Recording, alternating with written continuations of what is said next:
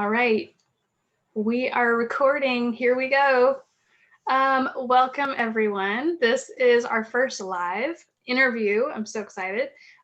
Today, we're going to talk to Brenda Broome. She's right here. And she is a certified massage therapist. Okay. But what makes Brenda extra special is she's my sister. Yes. Yay! Yeah. So I can testify to her incredible ability as a massage therapist. But we are going to talk today about the benefits of massage, maybe some misconceptions that we often have about massage therapy, and maybe just like how we even go about setting up an appointment, right? Mm-hmm. Okay, so first, Brenda, why don't you just tell us about yourself? Like, how did you begin massage therapy? Like, what drew you to it and led you down that path? And then how long have you been in the field? Well, I've been doing massage therapy for about 20 plus years. And I can say that 20 years ago, I was working at a very stressful job, corporate job, just got out of college, got my first job. And a friend of mine, or a coworker of mine said, you really should try a massage and see what you think. And I'm like, gosh, that sounds really weird. What's that? And so she explained it to me that, you lay on the table and there's a therapist that, massages you. And I'm like, oh, okay. So I'll give it a try. So I went to this lady's house. It was actually her therapist was at her house. And I'll never forget, she was dressed like the typical hippie, with the Birkenstocks, the long dress, the beads, the bowl haircut, and the little round glasses. And when I opened the door, she was playing bongo music, and I was like, oh no, what did I get myself into? Mm-hmm. But she was very nice, came in, did a little intake form. She kind of asked me a bunch of questions like, what do I want to get out of the massage, and why am I there? And I said, I just need to relax. Work is stressful. And I'm getting a lot of headaches. And so she put me on the table and did this massage, and I relaxed. I felt so much better afterwards. I felt like a new person. I felt like, okay, I can focus now. I can, do what I need to do at work. And I just felt an overall sense of peace and well-being. Mm-hmm. And so even with my prejudgment, misconceptions about what massage was at that time, I thought, wouldn't it be so cool if I could help people feel like this? Mm-hmm. I would love to help people feel relaxed, calm, a new sense of peace and well-being. And so that's what caught my eye to going to school. I went to school, massage school on the weekends. Even though I had a full-time job, and it was awesome. I loved the school. It was Monterey Institute of Touch in Carmel Valley. So if you've ever been to Carmel Valley, California, it's just a beautiful area. Mm-hmm. And so I finished school, quit my job, and started doing massages. It took a long time to build up the practice, but just little by little, one by one, and I practiced on my family and my sister and my mom. I'm pretty sure you were the first person to ever give me a massage. So I was Yeah, thankful to have my sister for the first experience. to go to some stranger's house. Right. Yeah, so that's how I got into it, and I've been doing it ever since. Awesome. So, and you needed massage therapy because you were stressed at work, right? Yes. So talk a little bit about like what kind of people need massage therapy. Well, I'd like to say everybody, but that's not Yeah, true. probably. Um, you know, there are some people that need a different kind of therapy. There's different kinds of massage therapy. There's a therapy where you don't touch the person at all. You're just basically holding your hands over certain areas of the body that have energy or don't have energy. And some people just don't respond well to touch. So I would say that people that need massage therapy are people that, first of all, definitely people that like to be touched in general. Usually those people do really well with getting massages and have a positive effect on them. And then secondly, I would say that people who are experiencing a lot of headaches and feeling a lot of tension, you feel like your shoulders are going into your ears, maybe you have some pain in your lower back, maybe you just need some time to get away from the kids and just have an hour of peace and quiet. Sometimes it's just simple as that. Yeah. So a lot of people need massage therapy, but definitely, you have to try and experience it for yourself to really know if it's effective for you. Very good. So there's a lot of benefits that you just named, like there's physical and emotional benefits to massage therapy. So obviously relaxation is the most obvious one. That's the one that we all think of when we think of massage, that it's just for relaxation. But would you say it's for more than just relaxation? Definitely. That's one of the benefits, also reducing pain. I've been able to see people after 3 sessions go from being, in a lot of pain to having very little or no pain, just by having a few massages instead of going and getting drugs or, pain medication. Of course, there is always a time for that, but trying some natural remedies first always is a good idea, just to see if that's really what it's about. Mm-hmm. The immune system is also enhanced by getting regular massages. It just helps your circulatory system and it helps your immune system to be stronger so that you can fight off diseases, because if everything's moving and circulating like it should, then you have a higher chance of fighting off viruses and diseases. Mm-hmm. Oh, that is so good. Yeah. I didn't really think about that, but you're right. Circulatory benefits alone are just helpful. And you mentioned like the energy, like there's even massage that doesn't require touching. And like some people would probably think like, oh, she's getting into some weird stuff there, a little energy, but that's legit. Like that's like we have energy, right? Yeah, In our bodies.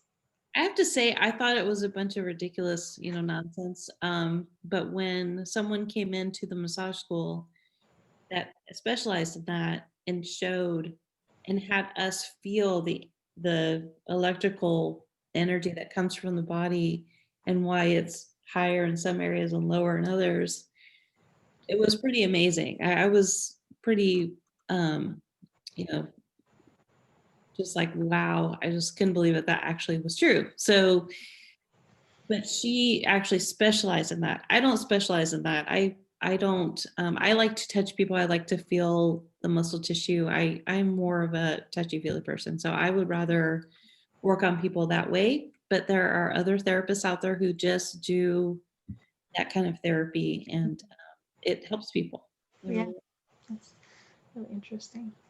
Okay, so what can people expect? Like when they go to get their massage for the first time, because there are some people watching this that are like, I don't know, I've heard things. I never I've never done it before. I don't even know what to expect. So it makes me not want to go. Right. So what can they expect for their first visit? Well, usually I do an intake form, which is basically just meeting you, talking to you, finding out what your existing health issues are, what you're expecting to get out of the massage. If you've ever had a massage before, and if you have not, a lot of times I'll explain what I'm doing in the massage to help you understand why I'm doing what I'm doing. Mm-hmm. Um, and I've had people, you know, are concerned about completely taking off all of their clothes for the massage, but that's actually not necessary. I would never forget, I had this a person that was 80 years old, and his wife got him this massage because she had heard about me. And I remember that he came to the door, he had a hat, a tie, a jacket, he was dressed like he was going somewhere. And I said, well, just undress as far as you're comfortable and go ahead and lay on the table. And he just took off his hat. So I did the whole massage with Oh, fully clothed. So it's possible to do that, if yeah, that's what you're comfortable with, that's what you can do. right, So definitely don't feel like you have to do something that you're not comfortable with. right. It's all about you, the client, relaxing, being able to breathe and feel comfortable. And that's the important thing. Mhm. And I think the more you go to the same person, the more trust you get with them, Oh, yeah. and the more comfortable you'll be with them. So I think that does change. Okay, so how often do people actually need to get massages? Does it depend? It does depend. What I do is I do an initial assessment on someone who's, maybe they're just not struggling with anything in particular, but they just want relaxation. Mhm. And then I work on them and they don't have a lot of tension. They just have, a few knots here and there. Those people can come once a month or even every couple months, just depending on how they're feeling. Some people that I have seen once a week because every week they come in with the exact same, issues. And so I really work with them to help them find things that they can do on their own to help their own healing, whether Mhm. that's additional stretching, additional exercises that they can do for themselves. So it definitely varies. I wouldn't say everyone's the same, but I would definitely would want people to at least get a massage once a month. I think that's a great idea because it'll help you reconnect with your body and like how you're doing. Mhm. I think that's a great thing to do at least once a month. Yeah, yeah, for sure. And then, more often, like you said, if there's a chronic issue, it's good. Okay. Um, so how can someone expect to feel after a massage?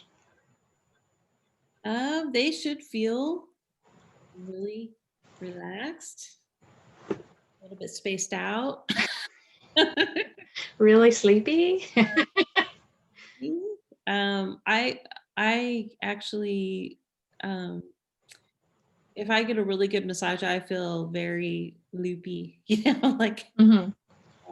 so you should feel very relaxed. If you don't, if you get a headache, if you feel nauseous, it could be that the therapist worked too deep on your muscles, or you aren't drinking enough water, or there might be some other, physical ailment going on with you. So if you do feel that way after a massage, definitely let your therapist know. That's a big thing. I really appreciate people that let me know if they experience any kind of nausea, Hmm. didn't feel relaxed, or had a headache afterwards. That way I can change what I'm doing the next time they come in. Drinking lots of water is really important too to make sure you're hydrated. Yeah.